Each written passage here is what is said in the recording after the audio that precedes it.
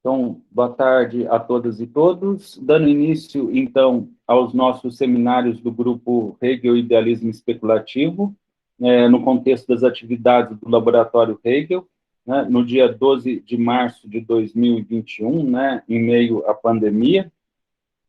Hoje, nós vamos ter duas apresentações, só que nós fizemos uma inversão de pauta. Então, primeiro vai apresentar Guilherme Marcelo de Brito Sanazária, da Unesp de Marília, e depois Rodrigo Rocha Macedo, da UFSCar. Então, eu já passo a palavra ao Guilherme, que vai nos falar sobre a impossibilidade do conhecimento de Deus e a superação da dicotomia entre finitude e infinitude na filosofia hegeliana. Guilherme, por favor. Gente, então é isso. Muito boa tarde a todos. Obrigado ao professor Tassinari por ter introduzido a apresentação. Eu vou apresentar o texto para vocês na tela. Talvez isso ajude a acompanhar e mesmo fazer alguma observação e anotação depois. Gostaria que vocês me dissessem se está ok para vocês o modo como está aparecendo aí, se não está muito pequeno. Não sei se melhora se eu deixar isso em tela cheia ou piora. Como está isso para vocês? Está tudo bem? Assim? Tá dando para ler, sim. Coloca um pouco mais de zoom. Tá? Isso, perfeito. Beleza. Bom, então eu passo a exposição do texto A Impossibilidade do Conhecimento de Deus e a Superação da Dicotomia entre Finitude e Infinitude na Filosofia Hegeliana. No nome do infinito, abre-se para o ânimo e para o espírito sua luz, pois nisso, ele não é apenas abstratamente junto de si, mas se eleva a si mesmo à luz do seu pensar, da sua universalidade, da sua liberdade.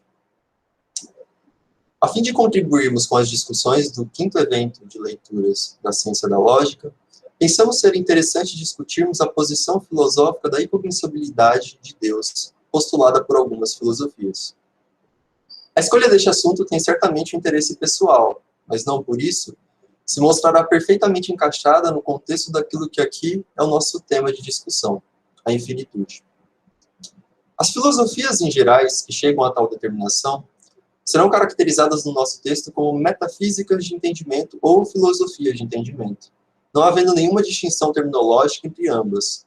São, assim, consideradas como sinônimos.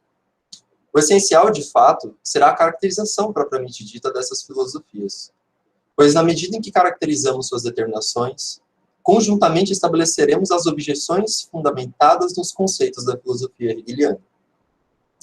Sem dúvida, aquilo que é elementar neste artigo é buscar evidenciar as razões pelas quais tais filosofias se viram em dificuldades e em contradições indesatáveis frente a seus respectivos empreendimentos, isto é, em tentar conhecer as determinações do reino da infinitude. Bem como, buscaremos com isso sustentar a tese de que não são tais determinações, por sua natureza mesma, incognoscível, mas o que se leva a tal posição é a inadequada forma e pressuposição que se tem do pensar e de suas determinações. Para tal, veremos que será indispensável a determinação dos conceitos acionais do finito e do infinito. Portanto, não só se ateremos a discutir sobre as determinações das metafísicas de entendimento, mas também buscaremos desenvolver, de maneira geral, tais conceitos, possibilitando com isso a elevação a uma nova significação que o ser humano e a filosofia adquirem na filosofia hegeliana. Sem mais delongas, passemos às determinações das filosofias que postulam como impossível o conhecimento de Deus, tal como ele é em si e para si. Então, passemos então às linhas gerais dessas determinações. É necessário, antes de qualquer passo adiante, que tenhamos em vista as linhas gerais pelas quais se determinam as filosofias de entendimento, ou como também são denominadas por Hegel, metafísicas de entendimento. Desta forma, poderemos, tendo claro aqui determinações buscaremos apresentar as objeções que a razão faz ao entendimento, vislumbrar o modo pelo qual tais filosofias se constituíram, bem como indicar neste modo peculiar de se produzir suas respectivas limitações. Com a crença de que este é o caminho de exposição das ideias, que nos permitirá, pois, uma compreensão mais ordenada das ideias, passamos, pois, a tal empreendimento. As filosofias de entendimento que se colocaram diante da reflexão das coisas humanas e divinas levam o predicado de entendimento por conta das determinações pelas quais seguiam suas reflexões. São elas características de um primeiro momento do pensar racional, o entendimento. O entendimento é o momento racional responsável por separar e determinar as determinidades dos objetos, de maneira a fixá-las em si mesmas, tomando-as por si só como subsistentes. As determinações, enquanto estão neste momento do pensar, são, pois, assim consideradas como determinações abstratas ou determinações de entendimento.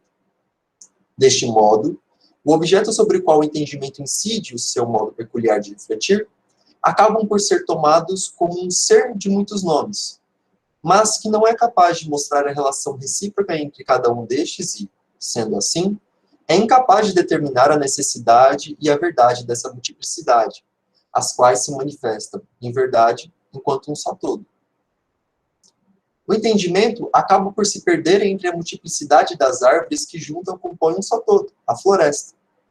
Floresta é, segundo a filosofia hegeliana, a verdade dessa multiplicidade, e, portanto, aquilo que sempre devemos ter como fim e orientação, né? A totalidade.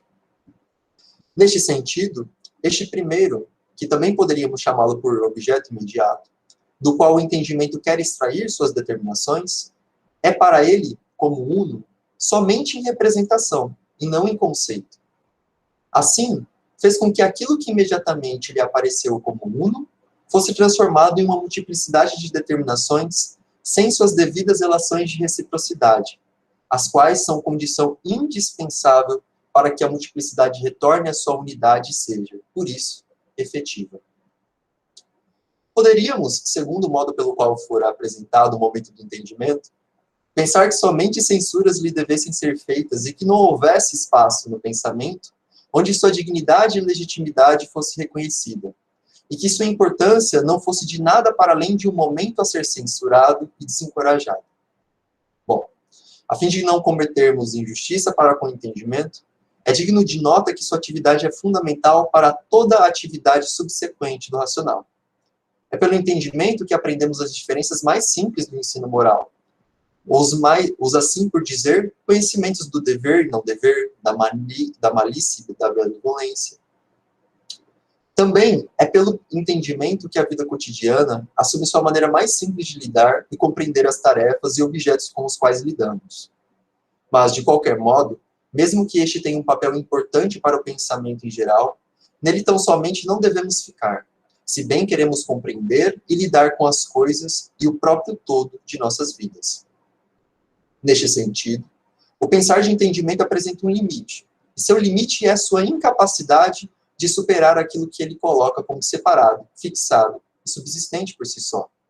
Sua natureza, a determinar as determinidades de modo a fixá-las em uma oposição indissolúvel umas às outras, é da ordem da finitude. Ora, um pensar que somente contrapõe suas determinações, tratando-as cada uma como subsistentes por si mesmas, sem mostrar a unidade na qual são efetivas as relações das determinações entre si, é um pensar finito.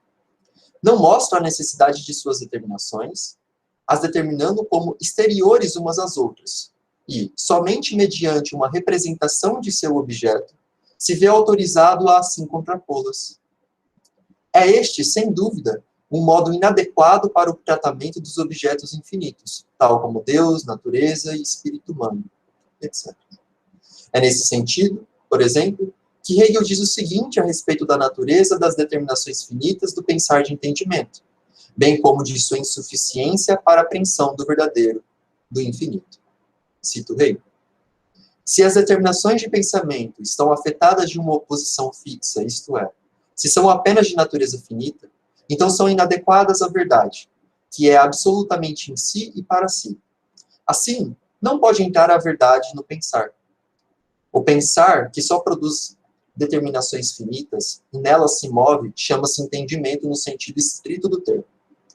Mais precisamente, a finitude das determinações de pensamento deve se compreender de dois modos. Um, em que só são subjetivas e têm a oposição permanente no objetivo. Outro, em que, por seu conteúdo limitado em geral, persistem na oposição tanto umas para com as outras, como também, mais ainda, para com o absoluto. Fim de citação. Diante disto, poderíamos nos perguntar, então, quais seriam, mais determinadamente, nessa condição peculiar das determinações de entendimento, o estatuto que as investigações das coisas humanas e divinas, e mesmo da própria divindade, estabelecem a tais objetos segundo suas reflexões. É neste ponto que passaremos mais precisamente a tratar do assunto anunciado pelo título deste trabalho, a posição filosófica da incognoscibilidade de Deus. Como também é adiantado pelo título, não ficaremos nisso tão somente, mas buscaremos explicitar as dificuldades que as metafísicas de entendimento possuem frente a tal objeto, enquanto empregam seu método peculiar de começar e prosseguir em suas determinações.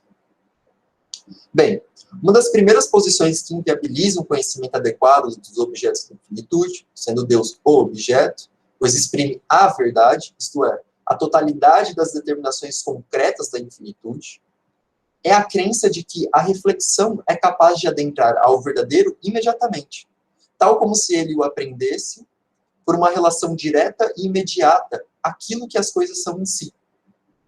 Mais precisamente, tais filosofias admitiam de modo imediato as determinações abstratas e lhes conferiam o valor de serem predicações concretas do verdadeiro. Tais determinações são pertencentes ao pensar finito, pois se encontram de modo imediato e subjetivo, por isso, determinações abstratas. Mas o verdadeiro é o infinito, e este não se deixa exprimir por determinações dessa ordem. E na medida em que este procedimento consiste em conformidade com tais determinações de pensamento, em determinar seu conteúdo segundo a atribuição de predicados a um sujeito, tens com isso o resultado de um determinar exterior ao sujeito a quem se visa conhecer pela predicação. Quando a determinação do objeto não é feita interiormente, isto é, em si e para si, o modo pelo qual o verdadeiro se exprime, a validade ou nulidade ante ao conteúdo de cada predicado, só poderá ser determinada segundo uma representação tida de antemão deste objeto, no caso, Deus aqui, o qual, se por este modo exterior se quisesse o determinar, haveria também de enfrentar a objeção de que para isso seria necessário infinitos nomes predicados, o que não se mostra como razoável tal empreendimento. Talvez aqui seja interessante, visto que estamos empregando os conceitos de finito e de infinito para caracterizar as qualidades das determinações de pensamento, os determinar mais pontualmente. Para tal, cabe-se uma passagem de Hegel diz sobre isto de modo mais claro. Então, finito significa, expresso formalmente, aquilo que tem um fim. O que é, mas que deixa de ser onde está em conexão com o seu outro. E, por conseguinte, é limitado por ele. Assim, o finito consiste em uma relação ao seu outro, que é sua negação e se apresenta como seu limite. Mas o pensar está junto de si mesmo. Consigo mesmo se relaciona e tem a si mesmo por objeto. Enquanto tenho um pensamento por objeto, eu estou junto a mim mesmo. O eu, o pensar, é finito. Perdão. O eu, o pensar, é infinito, pelo motivo de que se refere no pensar a um objeto que é ele mesmo. Objeto, em geral, é um outro, um negativo em relação a mim. Se o pensar pensa a si mesmo, então tem um objeto que ao mesmo tempo não é um objeto. Isto é, tem um objeto suprassumido, ideal. O pensar como tal, em sua pureza, não tem, pois, em si, nenhum limite. O pensamento só é finito na medida em que permanece em determinações finitas, que valem para ele como algo de útil. Ao contrário, o pensar infinito ou especulativo igualmente determina, mas ao determinar, ao limitar, suprassume de volta essa deficiência. Fim de citação. Embora tenhamos tais conceitos de finito e infinito para mediar e determinar as linhas gerais pelas quais tais filosofias se caracterizam, não é, certamente, segundo estes mesmos conceitos que ela aprendiam suas respectivas concepções de finito e infinito. Essas se colocavam, por exemplo, questões como se o mundo é finito ou infinito. A própria formulação dessa questão já denuncia uma compreensão abstrata dos conceitos de finitude e infinitude. Quando se estabelece um dilema do tipo ou isto ou aquilo, se colocam ambas as determinações como fixadas em si mesmas, como contrapostas por um limite intransponível. Na medida em que assim é pensado, por um lado o finito e, por outro lado, o infinito, cada um subsistente por si só, tal como aparecem imediatamente as determinações de pensamento do entendimento, o próprio finito é infinitizado, pois é posto frente ao infinito com igual dignidade e, neste mesmo sentido, o infinito é finitizado, pois ele carece da finitude enquanto parte de seu conteúdo e, portanto, é limitado por um outro, o finito. Assim são compreendidos estes dois conceitos pelas determinações de entendimento, segundo os quais se desenvolviam as reflexões das assim chamadas metafísicas de entendimento. É possível, já neste momento de nossa discussão, notar as razões pelas quais Deus será tido como incognoscível para essas filosofias. A inadequada compreensão do reino da finitude e da infinitude, o desapropriado método para pensar objetos dessa magnitude, bem como os pressupostos ingênuos que a serviam de guia e fundamento, certamente já nos oferecem elementos para compreender as limitações e dificuldades que levaram a tais filosofias entenderem essa atividade como impossível, isto pois, elas mesmas estavam sob determinações de pensamentos finitas e limitadas por si próprias.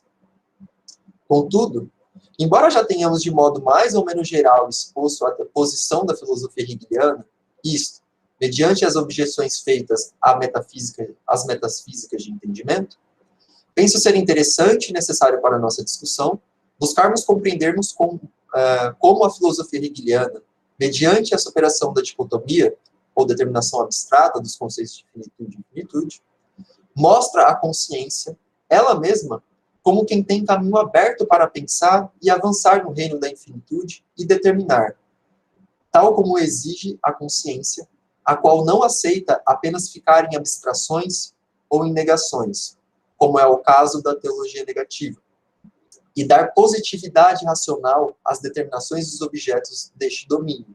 Isto, pois, a pura luz é também pura escuridão. De modo geral, a filosofia hegeliana, e mais precisamente, na primeira parte de seu sistema filosófico, Ciência da Lógica, discute sobre como deve ser feito o início da ciência. Hegel certamente já tinha em mente nessa discussão o todo de seu sistema, bem como da natureza das determinações que haveria de pensar durante sua exposição. Neste sentido, sua discussão vai em direção de refletir a respeito dos modos pelos quais algumas outras filosofias, tal como a filosofia crítica, tratavam o início dos empreendimentos filosóficos. Não a fim de nos estendermos nisto, mas de modo sucinto, Hegel, ao discutir os receios e cuidados pelos quais se guiavam as filosofias lá referidas, buscou nisso apresentar também suas objeções a estes modos de proceder para com o pensar. Para ele, o empreendimento que se coloca a buscar estabelecer antes de iniciar ou progredir nas determinações de seus objetos, isto é, uma reflexão antecipada sobre as condições que esta mesma reflexão tem para pensá-los, é tal como se quisesse aprender a nadar antes mesmo de se entrar na água. Só um minuto.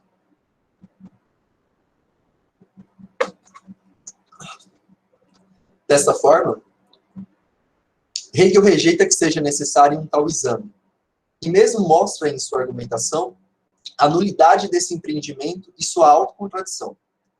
Sendo assim, chega à conclusão de que a única pressuposição sensata que se pode ter de antemão é que não devemos carregar conosco pressuposições ou representações de quaisquer tipos a respeito do objeto que estamos buscando conhecer e determinar para si. Neste sentido, a pressuposição que a filosofia hegeliana tem é de que as investigações filosóficas devem partir do mais puro e imediato início. Ora, como vimos de antemão na fenomenologia, e mesmo aqui neste texto, a afirmação que Hegel faz de que o eu o pensar é essencialmente infinito, pois ele é o ser em si e para si, referindo-se somente a si próprio, não havendo, portanto, para ele um outro que não esteja em si suprassumido, sabe que o início da ciência não pode ser feito segundo uma perspectiva de exterioridade para como determinar do objeto, mas precisamente deveria ser desenvolvida junto a si mesmo, isto é, o pensar enquanto pensa a si próprio.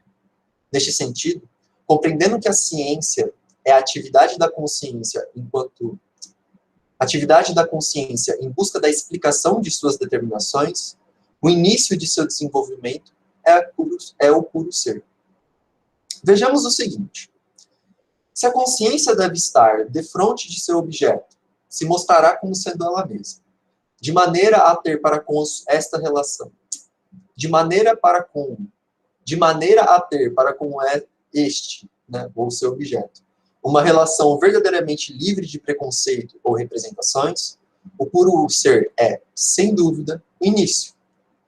Ser puro ou puro ser, o que é o mesmo, é o ser livre de quaisquer determinações para o sujeito. Assim sendo, é estabelecida uma relação de imediatidade, isto é, inicial. O início é isto: saber o ser como ainda não sendo nada. A consciência chega então à determinação de que o puro ser e o nada são idênticos entre si, e só possuem sua diferenciação um ao outro por intermédio da negação daquilo que é negado. Mas ainda nisto se está numa contradição, pois o ser deve se determinar positivamente, e não apenas ficar nessa identidade como nada. O ser, portanto, há de vir a ser, deixando sua indiferenciação com nada, passando então a ser o positivo ao qual o nada se colocará como negação, a qual irá se determinar como perecimento daquilo que veio a ser, por isso nascimento. A verdade do ser e do nada se mostra, portanto, na unidade em que ambos existem, o devir. Esses resultados iniciais em que a consciência chegou pelo pensar racional já nos permite ter uma noção de como serão determinados os conceitos da obra hegeliana. Mais determinadamente, o desenvolvimento lógico-conceitual que ocorre no interior da ciência da lógica são efetuados como adentrando cada vez mais no interior daquilo que, para a consciência em sua acepção imediata, é o ser. Neste sentido, podemos compreender não só como um adentrar nas determinações do ser, mas também como um mostrar-se, uma exteriorização do ser para a consciência. Cada determinação ulterior é, frente ao que está posto temporalmente como anterior, a fundamentação desses últimos. Neste sentido, o desenvolvimento do sistema hegeliano é um desenvolvimento na acepção mais precisa que essa palavra possa ter, no sentido de se tornar cada vez mais rica e verdadeiras as determinações, na medida em que o processo do pensar especulativo está insatisfeito com as determinações tais como ainda se encontram no caminho, e segue-se até aquilo que é o mais verdadeiro, fundamental, substancial e efetivo no interior do sistema, o espírito absoluto. O caminho que a consciência percorrerá até chegar às mais elevadas das determinações do ser é certamente muito longo e de exigível esforço para nos elevarmos a estes conceitos. Por conta disto, não iremos nos ater ao desenvolvimento lógico-conceitual tal como é efetuado no interior da obra, me refiro à ciência da lógica, mas buscaremos tratar, em suma, apenas de modo geral a respeito das categorias que aqui mais nos é importante para a nossa discussão, a finitude e a infinitude. Na sequência das determinações que são desenvolvidas na doutrina do ser, as quais aludimos anteriormente para evidenciar o meio pelo qual se mostra a necessidade dos conceitos, temos em seguida a determinação do ser como seraí. O seraí, diferentemente do que costumavam pensar as metafísicas de entendimento, tal como quando se perguntavam se Deus tinha seraí, se mostra como uma das determinações mais pobres e abstratas, não podendo, por isso, ser uma determinação digna da ideia do absoluto. O seraí revela o ser enquanto qualitativamente determinado. Ele é uma determinidade simples. Sua condição finita se deve pelo fato de que o ser, enquanto assim determinado, tem frente a ele um outro. visto que, por ele se mostrar como uma determinidade, ele é um algo. O algo também expressa sua finitude, na medida em que ele é determinado não só positivamente, como assim pensavam as metafísicas de entendimento, mas sobretudo pela negação. Algo é sempre um algo que, defronte de outro algo, é ele mesmo um outro para este. E para aquele, o primeiro, é igualmente um outro. Aí está expressa a contradição que o ser aí comporta em si. Contradição que tem em seu fundamento, que tem seu fundamento na insuficiência que cada um, como ser finito que é, tem para expressar aquilo que é a unidade dessa multiplicidade dos algos. A consciência dessa contradição revela-se insatisfeita com essa progressão infinita, pois ao algo há sempre um outro que, neste movimento, ainda não se mostrou, tal como o que vem a seguir. É certo que aquilo que está presente nessa situação é que o algo se torna outro, bem como o outro, de modo geral, se torna outro. Nessas condições, algo e outro são eles mesmos outros. Ambos possuem a mesma determinação. Ora, se aquilo que passa preserva sua determinidade neste passar, então seu passar deixa de ser um passar para um outro, mas um passar em que aquilo que passa está nisto junto de si mesmo. Esta é a passagem do ser aí para o ser para si, em que aquela contradição estabelecida pela multiplicidade dos algos entre si tem sua superação pela elevação à compreensão de que eles são, em sua análise mais elevada, um passar para si próprios, revelando aí a verdadeira infinitude. É digna de atenção tal passagem para o propósito de nossa discussão, pois aqui temos a oportunidade de elucidar aquilo que tanto foi motivo de objeção nas determinações da metafísica de entendimento. Enquanto nessas últimas o finito e o infinito eram contrapostos entre si, mantendo-os como fixados em uma autonomia injustificada, compreendemos neste desenvolvimento dialético especulativo racional da filosofia hegeliana que o finito está interiorizado no infinito, e esse é para o último como sua exposição processual. Agora, aquilo que havia sido posto como exterior ao reino da infinitude, estabelecendo, por um lado, a natureza e o espírito humano, e por outro, Deus, se veem não como mais separados, mas sim como a expressão da sua vontade e vida interior, um eterno relacionar-se consigo mesmo, como Pai, Filho e Espírito Santo. É nesse sentido que a filosofia hegeliana nos permite objetar e ir além dos falatórios que as metafísicas de entendimento estabeleciam a respeito da natureza finita das determinações do pensar humano, como um sem condições de ir, não além de si, como é o caso da reflexão exterior, que assim representava o conceito do espírito humano, mas um adentrar a sua natureza mais íntima e profunda, indo de encontro com a sua verdade e seu próprio conceito. Nessa perspectiva, Hegel comenta o seguinte sobre a relação do espírito humano com a infinitude. No nome do infinito, abre-se para o ânimo e para o espírito sua luz, pois nisso ele não é apenas abstratamente junto de si, mas se eleva a si mesmo à luz do seu pensar, da sua universalidade, da sua liberdade. Sendo assim, o conceito de ser humano é ressignificado pela filosofia hegeliana, a qual permite às consciências se elevarem a um conceito mais concreto de si mesmas. Conceito este que já havia sido revelado por Cristo há séculos atrás e que, pela grandeza e dignidade infinita que tais conceitos do divino carregam em si e para si mesmos, tantos proveitosos frutos puderam nos propiciar no decorrer da história de suas apreensões. É claro, como vimos, uns se apresentaram como mais amadurecidos do que outros. E para mim, como admirador da filosofia hegeliana, o modo pelo qual, mais grandiosamente, uma filosofia foi capaz de compreender e expressar os conceitos de Deus e do Espírito humano. Bom, gente, aqui eu já termino meu texto, e era isso que eu tinha para trazer para nossa discussão de hoje. Muito obrigado. Parabéns pela apresentação. Bom, vamos abrir então, lembrando que a gente teve uma mudança desse evento em relação ao anterior, né? No anterior, os comentários ficavam gravados e, para a publicação do texto, vocês tinham que colocar, né, os comentários. A gente percebeu que, na verdade, ou pelo menos a gente acredita, que os comentários vão ser incorporados no próprio texto, isso dá mais liberdade aos autores, né? E fazemos do evento um evento mais de leitura mesmo, num sentido de uma certa leitura conjunta, em que as nossas conversas aqui podem vir a intervir no texto final, do que uma leitura já realizada e exposta aqui, que depois entraria no livro. Então, a ideia é que essa mudança de dinâmica propicie melhores textos e diminua nossos trabalhos, que a gente pensou que talvez assim fosse mais efetiva a coisa, né? No sentido de melhor aproveitamento com menos trabalhos secundários em relação a isso.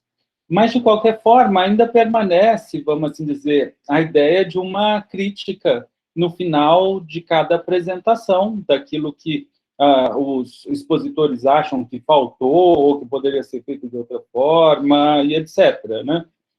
Ou seja, a ideia ainda também é de leitura, e não exatamente de um trabalho já finalizado e todo belo e formoso, apesar que as apresentações até agora foram belas e formosas, né?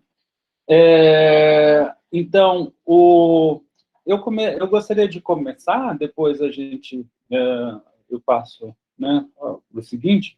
Bom, primeiramente eu queria parabenizar o Guilherme, né, pelo trabalho todo que ele teve, né, de pesquisa e de estudo, né, seja da parte correspondente da lógica, seja dos temas que ele trabalhou, né. Parabenizar ele também pela apresentação que foi feita, e também pela escolha do tema, né, que eu acho muito feliz, e pela coragem de escolher esse tema, que é um tema difícil, né, e de tratar o tema, né, e de desenvolvê-lo, né.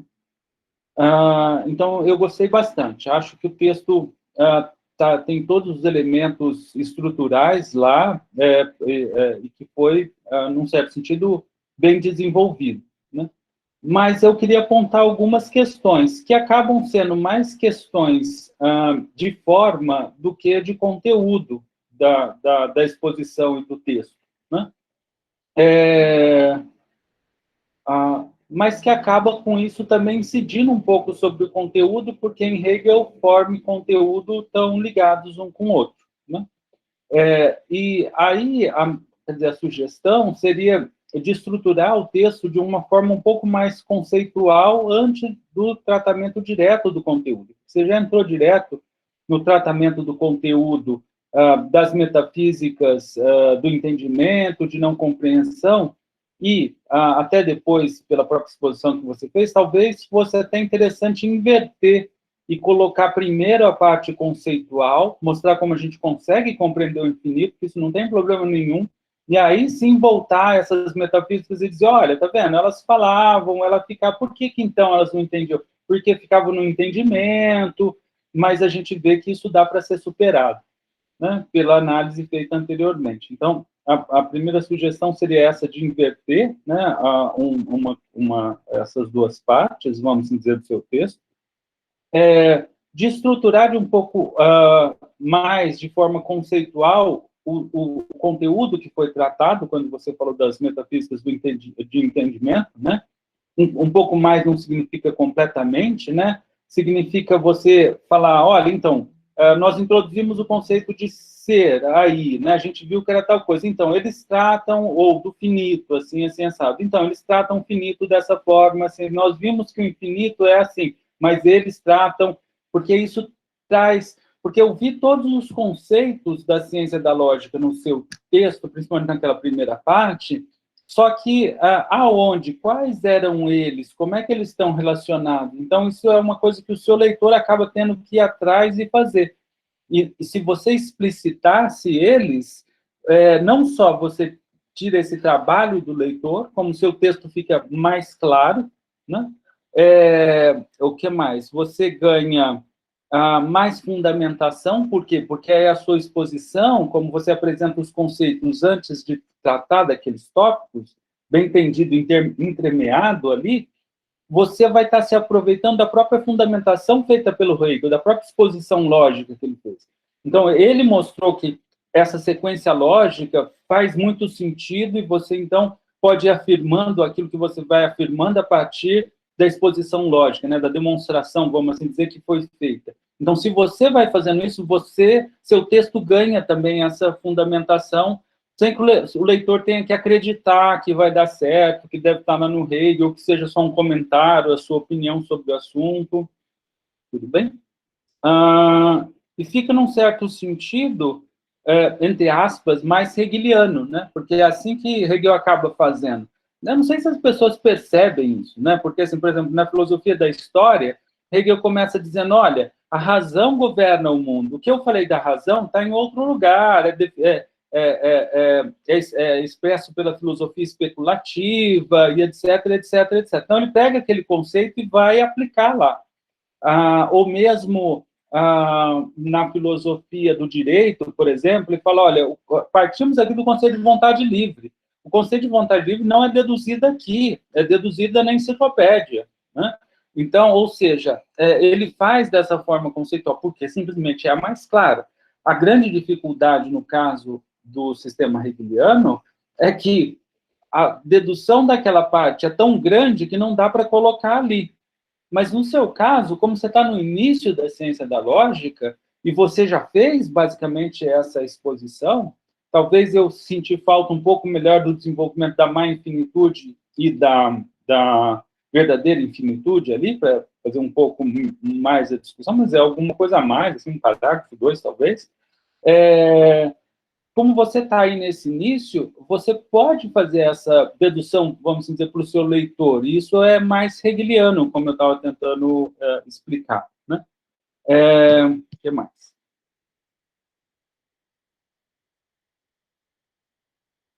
Você, por exemplo, também nessa parte, dizer antes do que o Hegel entende por entendimento, antes de classificá-las de entendimento, de fazer a separação, porque para um hegeliano a gente sabe do que você está falando, mas para um leitor que não sabe, de repente você fala filosofias do entendimento, ele fala, mas qual a diferença, né?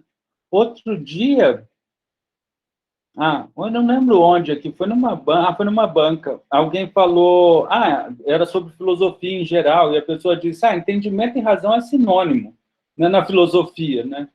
Aí um dos arguidores na banca falou assim, olha, se você vai lá na crítica da razão pura e substitui categorias do entendimento por categorias da razão, e crítica do entendimento puro em vez da razão pura, e vê se dá certo, né? Então, você entrou já falando do entendimento e seria interessante primeiro trazer uma definição do entendimento antes de colocar. Então, veja que são só questões mesmo de reordenação e disposição, que eu acho que até vai trazer mais clareza para você do que é esse texto, da estrutura argumentativa dele. Eu sei que ele foi feito com pouco tempo, em meio à pandemia, trabalho, trabalho financeiro, econômico, trabalho de escola, né? Então, para mim, está um excelente texto, mas eu acho que ele pode melhorar se ele caminhar nesse sentido. Tudo bem? Obrigado novamente, parabéns. Obrigado, sem dúvida. Concordo com as suas colocações e, de fato, acabou faltando um pouco de tempo para fazer uma organização mais refinada sobre essa exposição. Mas, sem dúvida, os seus comentários agora me dão um norte para como fazer essa reordenação, que com certeza eu vou fazer para enviar para publicação quando for a data desses feitos. Mas muito obrigado pelas considerações. Quem está? Miquela, por favor. Está me ouvindo? Sim. Ok. Guilherme, parabéns, em primeiro lugar. Eu sei que é muito difícil trabalhar nesse contexto aqui. Enquanto você estava falando, tinha um monte de criança e meus pais gritando, mas consegui ouvir um pouquinho. Talvez não tudo de uma forma tão precisa. Mas queria te parabenizar pelo texto. Eu também teria algumas sugestões que poderiam se resumir, na verdade, dizendo que estou de acordo com o Ricardo. Né? É muito uma questão de conteúdo, exatamente uma questão de forma. Em primeiro lugar, eu estava me perguntando se realmente aquela parte central do texto, onde você volta para a dialética do ser e do nada, até você dar uma voltinha para a fenomenologia, e também depois você passa para a dialética do algo ou outro, se é necessária para mostrar aquilo que você quer mostrar. Porque me parece que o objetivo do teste, não sei se eu estou certo, porque realmente a primeira parte da apresentação foi a mais difícil para mim, por questões contextuais. Me parece que aquilo que você quer fazer é tentar mostrar como as metafísicas do entendimento, a concepção de Deus nas metafísicas do entendimento é inconsistente. E você mostra isso na base, acho que é muito eficaz, da dialética do finito e infinito. Mas daí eu me pergunto por que voltar a, por exemplo, também a parte de o que tem que ser feito com isso da ciência, mencionar a fenomenologia, serenada, algo ou outro. É realmente necessário? Por que não se concentrar na dialética do finito e do infinito e analisar mais nos detalhes aquela dialética? Porque o tempo que você tem é pouco, não só na apresentação, mas também no artigo, né? E daí, quando você fica falando de muitas coisas, o risco de ficar um discurso que fica um pouco superficial. Claro, quando você se adentra mais na dialética de uma determinação específica, nesse caso, o do finito e do infinito, o risco de, de falar coisas complicadas com as quais a gente discorda, porque eu não posso falar que eu estou de acordo com tudo o que você falou. Mas é óbvio porque você ficou, necessariamente por causa da amplitude da temática que você abordou. Estou de acordo com tudo, mas queria ver, sobretudo na última parte, uma profundidade maior, talvez, na análise, sobretudo da dialética do finito e infinito, que eu deixaria para o final, mas não sei. Mas é uma minha impressão que é sobre como eu estruturaria o texto. É claro que as abordagens são sempre podem ser várias, diferentes. Não sei se é aquilo que eu pensei funciona ou não. Eu tenho só uma pergunta mais precisa. Então, mais geral é: você precisa fazer toda essa volta na parte central do texto para a fenomenologia com que tem que ser feito no começo da ciência, ser ou nada, algo outro, etc. Segunda pergunta mais precisa é que na parte central do texto você chega a mencionar em relação às determinações do ser, você usa a expressão, não sei se eu estou errada, exteriorização das determinações para a consciência. Não entendi o que isso quer dizer. Mas não entendi mesmo, não é uma crítica. Eu não entendi mesmo. Ah, tá. Essa última parte você diz em relação a... Quando eu estou falando do conceito de ser já. Sim. Tá. É só isso. Mas, claro, tipo, o texto estava bem claro, estava bem escrito, então, realmente, parabéns mesmo. Muito obrigado, muito obrigado. Bom, em relação à sua primeira questão, que é a necessidade, por que eu resolvi fazer essa volta ao início da ciência e retomar. No parágrafo anterior, eu tinha comentado a respeito sobre as pressuposições que a filosofia hegeliana tanto trazia como objeção às demais, né, em relação ao início da própria ciência, mas a própria suposição que a filosofia hegeliana faz em relação ao começo, né, como deve ser feito o início da ciência. E lá eu tinha dito que o início da ciência ele deveria ser feito pelo puro ser. Talvez você tenha razão de que não fosse necessário mesmo expor isso, porque bastaria que eu indicasse o puro ser como essa imediatidade pura como um conceito, para que isso talvez já fosse esclarecido para o leitor. Mas na tentativa de não me contradizer ou falar, tá, mas da onde ele tirou isso, né? Da onde ele chega a essas conclusões, eu pensei que fosse interessante voltar a tentar, num sentido, fundamentar essa questão do próprio pensar, enquanto aquilo que é infinito e aquilo que só se refere a si próprio. Então, o meu objetivo com essa tomada foi justamente mostrar que essa pressuposição que ele faz também é fundamentada um pouco por isso, um pouco por essas considerações que ele já tinha sobre a própria natureza do pensar. E que se eu colocasse isso de um modo só diretamente para o meu leitor, eu achei que faltaria esse elemento de tentar explicar o porquê que o conceito de ser é um conceito pelo qual a gente vai começar a própria ciência, né? Por que isso e não qualquer outra coisa? Por que são essas categorias que são pensadas, né? Então, a minha tentativa foi justamente tentar elucidar, mais ou menos, as razões pelas quais o Hegel faz no final das contas, uma análise dessas categorias, né? E em que pressuposições elas estavam estabelecidas anteriormente. Eu não sei se eu fui claro na minha resposta, se eu consegui responder, se era isso. Mas, em relação à segunda questão,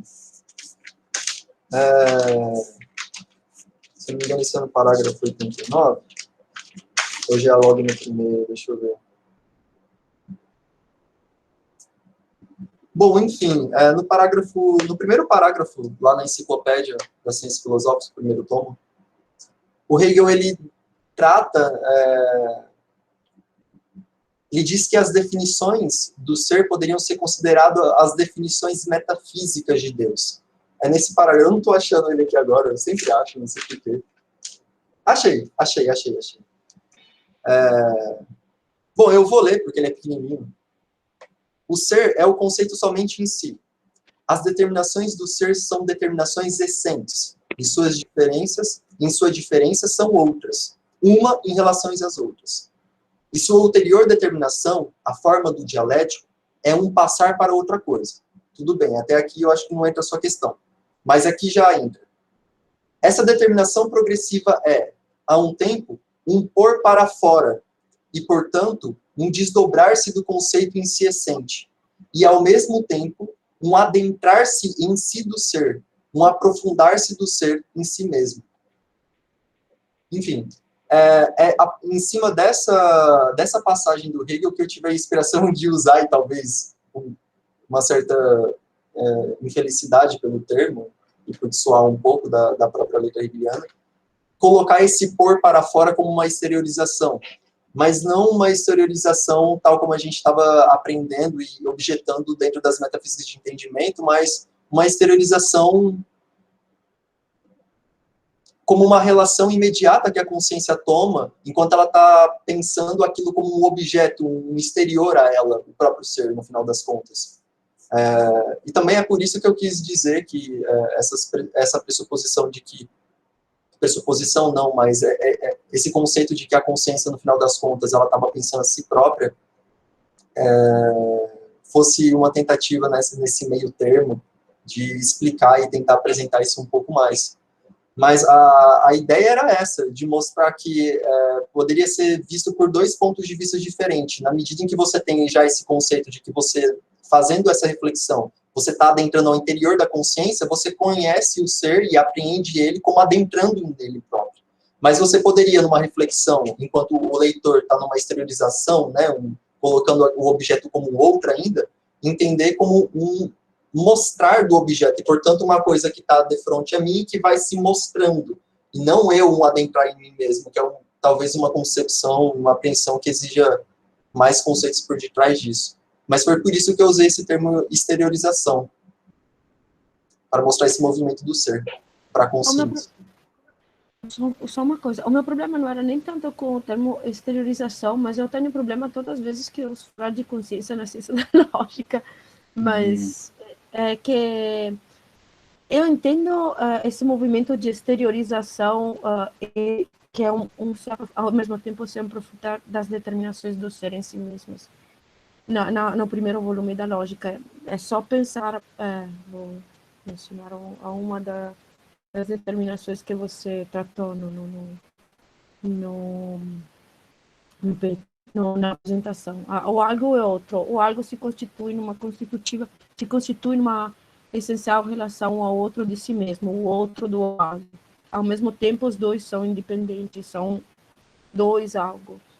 Mas nessa independência, eles se constituem para aquilo que eles são em si mesmo. Então, é uma relação a outra ao mesmo tempo que quase na qual algo se descobre, ou se revela como algo. Mas não vejo consciência aqui. Mas eu sei que esse é um problema que depende de uma minha pessoal leitura da lógica. Tem outros autores, outros intérpretes, outros leitores que enxergam um monte de consciência na leitura da lógica, mas para mim fica sempre difícil, porque eu não vejo uma determinação que se exterioriza para mim, se exterioriza em si mesma, ou algo que se faz um outro. Eu posso estar ou não estar lá.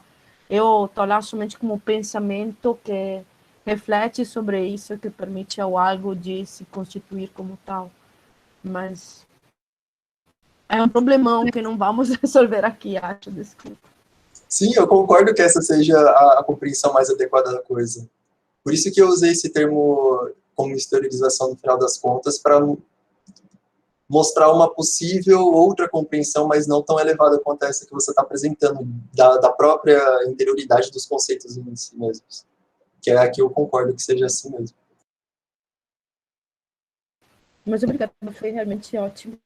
Vou ler o texto com mais atenção depois, porque que isso, eu que agradeço. Acompanhei a apresentação. Obrigado. Talvez valha a pena ler o próximo texto que ele vai reescrever e estruturar do que exatamente esse. Eu concordo com a Michela da questão da consciência, quer dizer, eu também pensei que talvez o problema fosse a questão do infinito que se mostra, porque eu acho que é isso que você estava querendo dizer, do verdadeiro infinito que está se mostrando ali. Hegel, aquela passagem do Hegel que você usou, fala do conceito, mas esse verdadeiro infinito já é uma primeira apresentação do conceito, né?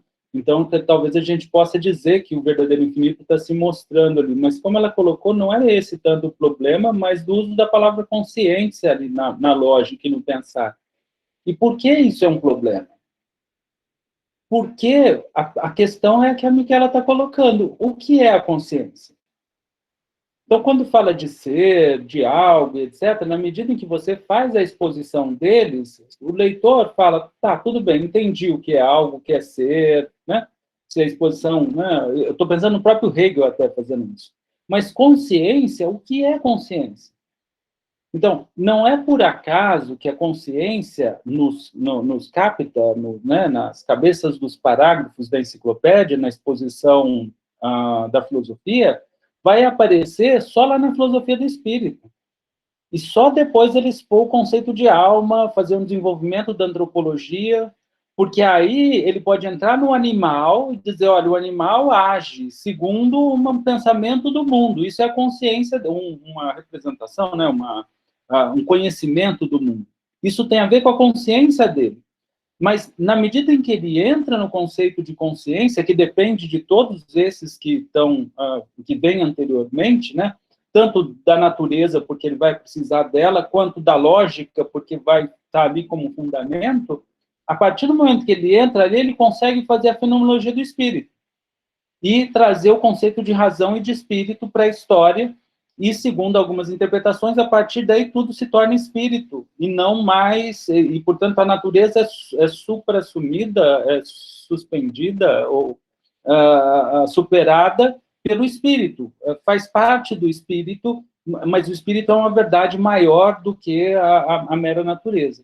E ele consegue fazer isso com o conceito de consciência. Então, trazer o conceito de consciência aí é complicado.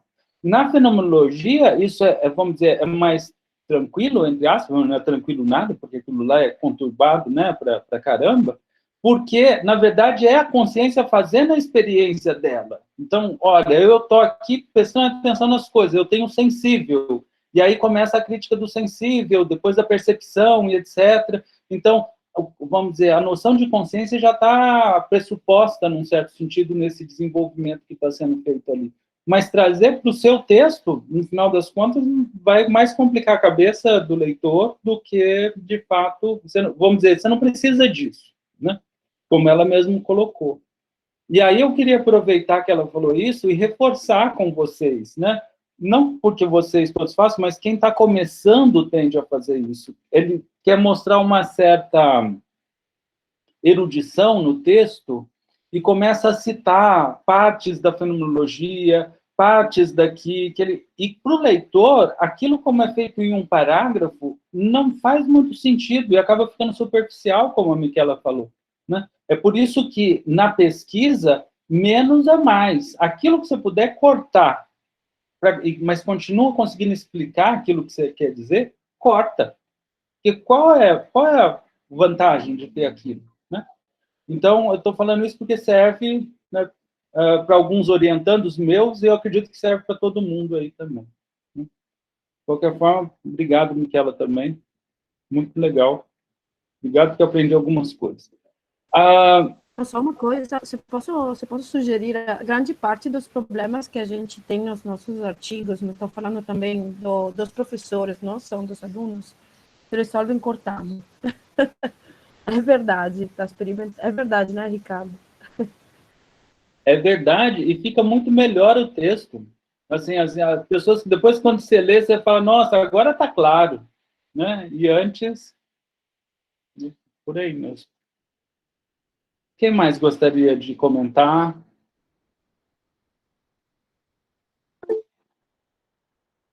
Eu acho que o pessoal que vai apresentar não quer comentar porque está com medo de depois o pessoal desforre no futuro. Felipe, você levantou a mão, depois baixou? Você quer fazer alguma pergunta? Bom, como o pessoal não quer comentar, a gente pode passar para as perguntas mesmo. Quer fazer alguma pergunta, Felipe? Eu queria perguntar só se a ideia de espírito absoluto, ela é uma certa ideia que representa algo como a ideia de Deus, ou se essa é só uma chave de entendimento possível, ou talvez um equívoco de entendimento. Não, ao meu ver, sim. Sim, isso... Você pode tomar esse conceito, a princípio, como a partir de uma representação de Deus. Logo no início da enciclopédia, nos primeiros parágrafos, bom, não vou nem ler isso aqui, mas Hegel ele coloca aqui o objeto da filosofia, que a filosofia tem seus objetos em comum com a religião, no final das contas. E, no final das contas, esse objeto é Deus mesmo, né? No seu sentido mais alto de que ele é a verdade, toda a verdade. Então, a filosofia hegeliana, ela tem como aquilo que é o fundamento último de todo o seu empreendimento filosófico, a própria determinação do conceito de espírito absoluto, né? E, no final das contas, é aí que ela consegue alcançar aquilo que ela tanto, no final das contas, queria chegar, que é essa verdade, esse conceito, no final das contas, que nos permite entender a efetividade e entender o fundamento de tudo isso que a gente está vendo e de todo esse desenvolvimento que ele fez até agora, ou seja, trazer essa unidade, onde essas coisas são verdadeiramente efetivas e da qual todas elas são fundamentadas. Então, sim, você pode compreender isso como Deus, que é tal como eu compreendo também. Se me permitem um comentário, né? Concordando com Marx, né? Em Hegel, você tem a personificação da ideia, né? Que é o demiurgo da realidade, né? Do qual a realidade é apenas a forma fenomenal da ideia, né? Então, concordando com Marx, depois, se vocês quiserem, eu mando o texto para vocês, dizendo que o método dele se diferencia do Hegel, porque Hegel faz assim, eu concordo com ele, ele faz assim, como o Felipe falou, né? Está no primeiro parágrafo da enciclopédia de que o objeto primordial da filosofia é Deus, né? Enquanto ele é a verdade. Mas aí a gente tem que tomar um certo cuidado, porque, assim, Deus é o espírito absoluto, tudo bem, mas o que é espírito e o que é espírito absoluto, né? Então, essa é a grande dificuldade, né? Eu costumo dizer que a grande revolução que a filosofia hegeliana fez foi justamente colocar o conceito de espírito, e que é o nosso trabalho atual tentar dizer o que é esse conceito de espírito, chegar a esse conceito de espírito, né? Ele mesmo diz que chegar a esse conceito é o objetivo de toda a cultura, de toda a ciência, né, da religião, Então, um primeiro ponto é que o absoluto, nesse sentido, ao meu ver, existe em qualquer visão filosófica. Qualquer visão filosófica da realidade, ela tem certos princípios que ela considera. Até por uma questão de demonstração, de ser um conhecimento demonstrativo. Se você vai justificar algo, você se apoia em certas premissas. Se você vai justificar aquelas, em outras. Em determinado momento, você tem que parar, porque senão você cai num regresso infinito. Então, tem uma certa estruturação, um certo absoluto que está relacionado com todo o resto, né? Uma certa verdade geradora daquilo, né? Então, isso é o Deus daquela filosofia. Então, até um materialista pode ter um Deus, o Deus matéria, por exemplo, ou Deus relações sociais, ou Deus história, ou Deus ou natureza, por exemplo, como em Spinoza, né? Ou Deus como causa primeira em Aristóteles, que não é cristão, porque não tinha como ser, né? Cristo veio depois dele. Então, Deus o estudo de Deus é parte da filosofia. Aliás, é a filosofia primeira, né? Que estuda esses aspectos, é a metafísica, né? Então, nesse sentido, fica a pergunta metafísica: o que é Deus, verdadeiramente? Não o Deus cristão, mas o Deus, esse ser absoluto que dá sustentação ao mundo, aos seres humanos, a interpretação dele, a possibilidade de conhecimento. E justamente o que Hegel fala no parágrafo é que essas exposições que estão sendo postas na ciência da lógica e, num certo sentido, na filosofia, são explicitações do que é Deus, esse princípio. E aí ele vai dizer, por exemplo, o absoluto é o ser puro. Essa é a definição dos eleatas. Então, é assim que os eleatas viam Deus. Deus enquanto né, esse sustentáculo. Agora, e aí tem toda uma discussão que a gente pode fazer depois, não vou entrar aqui.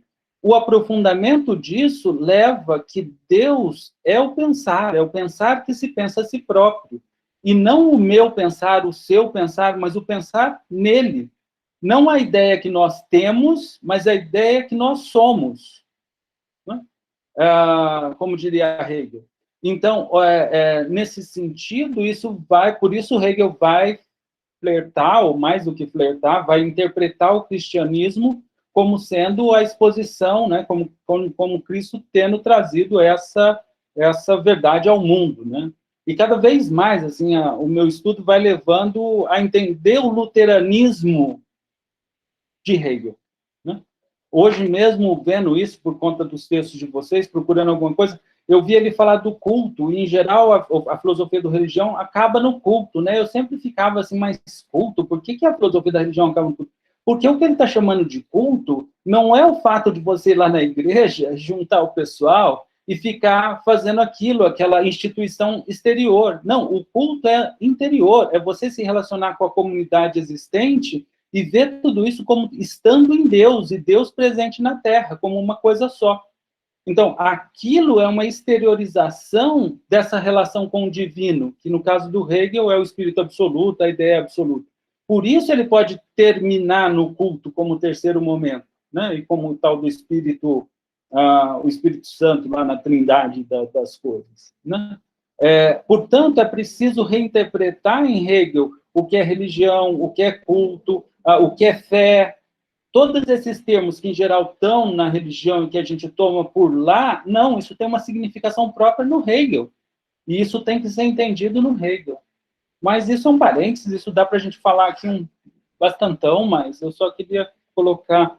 Como eu sei que o Felipe tem algumas questões assim, está estudando a fenomenologia, gosta de Marx, eu achei que valeria a pena colocar algumas indicações aí. Quem? Fabrício? Opa! Tá barulho aqui em casa, cadê um grito? A pergunta que eu ia fazer para o Guilherme, em relação ao texto, assim, eu como não hegeliano, etc., ainda a pessoa não salva, é que eu não consegui encontrar no texto um ponto que faça a passagem da impossibilidade do conhecimento de Deus e a superação da dicotomia.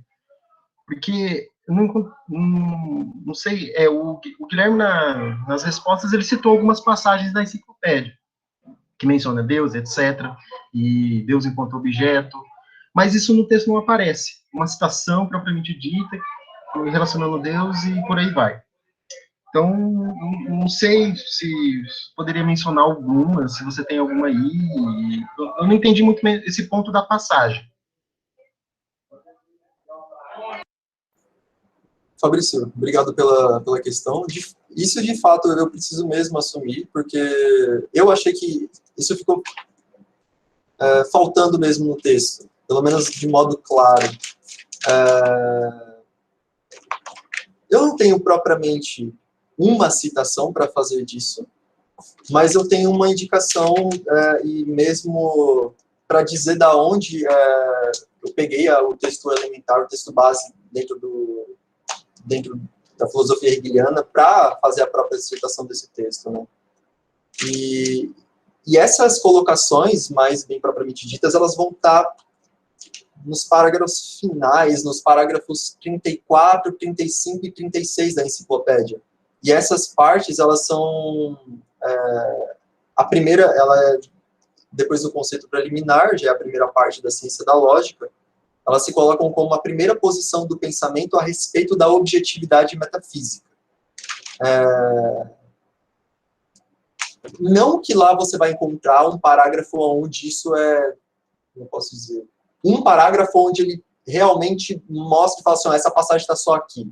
Ele trata isso de maneira mais ou menos geral, em todos esses parágrafos, desde o começo.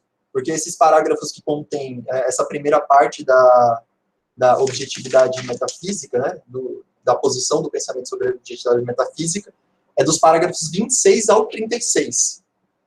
E eu vou te dizer que mesmo antes ele fala sobre isso, na própria página 80, isso começa na página 89, na página 85 ele já está pincelando esses conceitos, propriamente dito.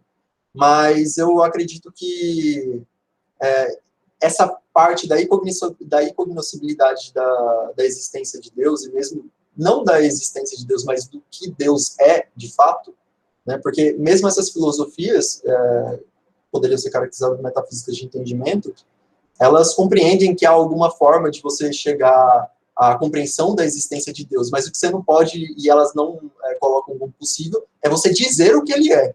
Que eu acho muito estranho, porque você chega à conclusão de que algo existe, mas você não sabe o que esse algo é, no final das contas. Isso é estranho para mim. Mas seria mais para esses parágrafos do 34 ao 36, onde isso é colocado no Hegel. E aí talvez lá esteja mais claro, mas eu mesmo acredito que eu fui muito feliz em conseguir mostrar isso no meu texto tal como o Hegel mostra.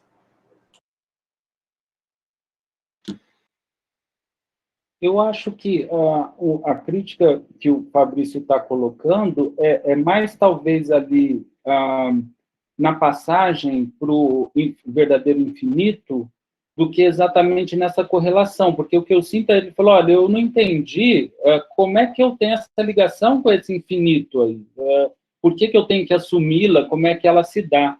Então, eu acho que isso categorialmente vai ser dado, né, os conceitos para isso vão ser dados nessa passagem de explicação da má infinitude e da verdadeira infinitude, né, e por que a gente pode pensar o infinito, né, por que então, portanto, isso,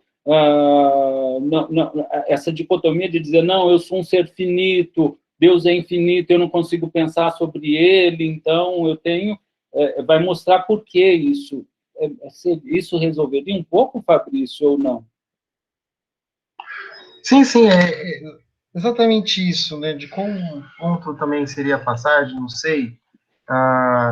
Se a impossibilidade do conhecimento de Deus reside, né, nessa estrutura de absoluto, de em si para si, e então aí poderia residir a impossibilidade do conhecimento, mas se há uma superação da dicotomia, esse conhecimento, isso assumindo Deus enquanto Espírito absoluto, ou conhecimento de Deus como conhecimento do absoluto, se superou, atingiu esse conhecimento ou não, é que a impressão que eu tenho é que essa relação se dá de uma coisa meio contraditória.